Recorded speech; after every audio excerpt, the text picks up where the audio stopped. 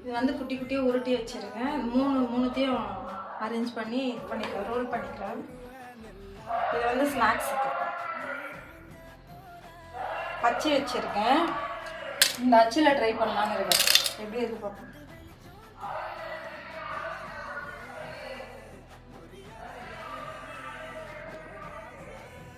குட்டி குட்டியாக வரல,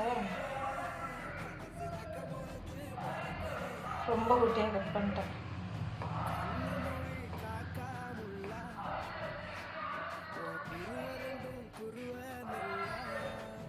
ஸோ இப்போ இதை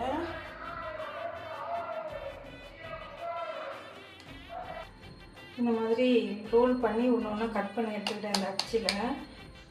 இதை வந்து பொரிச்சு எடுத்துக்கலாம். எண்ணெய் காய்ச்சி இந்த மாதிரி பொரிச்சு எடுத்துக்கலாம்.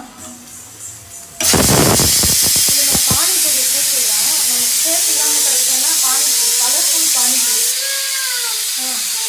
தரேன் ஹேண்ட் வாஷ் பண்ணிட்டியா? நீ உட்காரு, நான் எடுத்துகிட்டு வரேன். இங்கே எண்ணெயாக இருக்குது. ஓகே, நான் எடுத்துகிட்டு வந்துடுவேன். உட்காரு.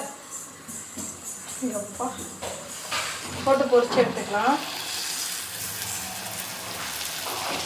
வாழைக்காய் வறுவல் பொடி மாசு மாதிரி போட்டுக்கலாம். இதில் தேங்காய் போட்டு செய்வேன்.